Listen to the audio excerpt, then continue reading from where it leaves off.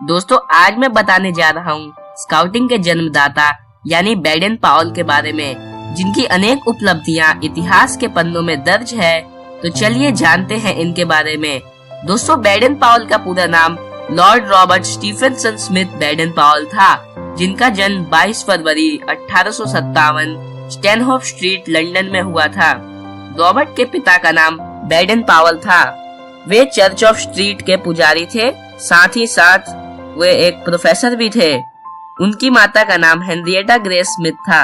Robert के पिता की मृत्यु उनके बचपन में ही हो गई थी। रॉबर्ट को बचपन से ही बाहरी भ्रमण का शौक था। वे कैंपिंग, साहसिक कार्यों में रुचि लेते थे। उन्होंने अपनी पढ़ाई इंग्लैंड के चार्टर हाउस स्कूल में पूरी की। सन 1876 में वह सैनिक परीक्षा में सफल हुए और उन्हें सैनिक अधिकारी बनाकर भारत भेज दिया गया। उन्होंने अपने सैनिकों को अनेक प्रकार के अभ्यास एवं प्रशिक्षण दिए। फलस्वरूप उनका दल कुशल बन गया।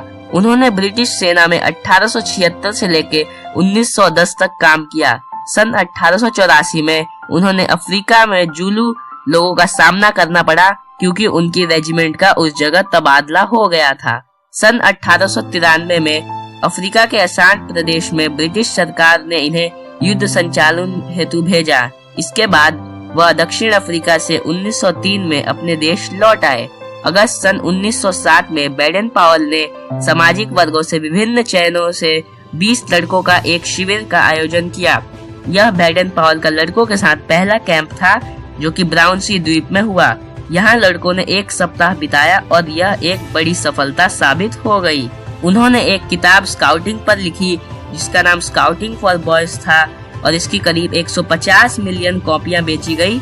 और देखते ही देखते यह किताब 20वीं सदी की चौथी सबसे ज्यादा बिकने वाली किताब बन गई। धीरे धीरे यह पद्धति बालकों को अच्छी लगने लगी और शीघ्र ही स्काउटिंग के अभ्यास के लिए बालकों की संख्या बढ़ती गई। सन 1909 में राष्ट्रीय स्काउट की पहली रैली शुरू हुई, जिसमें कुल 11,000 बच्चों ने भाग लिया। इसी तरह स्काउटिंग का जन्म हुआ। जनवरी 1912 में बैडन पावल ने न्यूयॉर्क के लिए स्काउटिंग वर्ल्ड टूर के लिए प्रस्थान किया। वहां वे ओलेव सेंट क्लेयर सोम्स से मिले। वे उन दिनों में आपस घुल मिल गए और इसके बाद सेंट पीटर्स चर्च में 30 अक्टूबर 1912 को उन्होंने शादी कर ली। शादी के पश्चात बैडन पावल लगातार अपने सिर के दर्द और अन्य बीमारियों का सामना करते रहे, जिनके बाद उनकी मृत्यु केन्या में हो गई।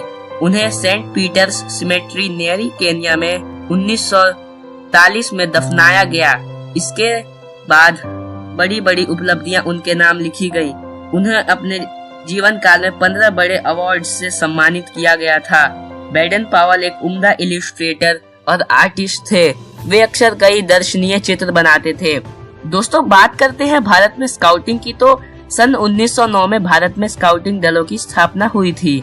सर्वप्रथम प्रशिक्षण केवल यूरोपियन एवं एंग्लो इंडियन बालकों के लिए थी, पर 1913 में भारतीय बालकों के दल की भी स्थापना होने लगी।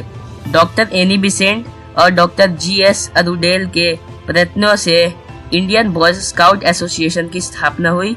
पंडित मदन मोहन मालवीय, पंडित हृदयानंद कुंजूर और पंडित श्री राम वाजपेयी के सहयोग से स्काउट सेवा समिति को विशेष सहयोग मिला।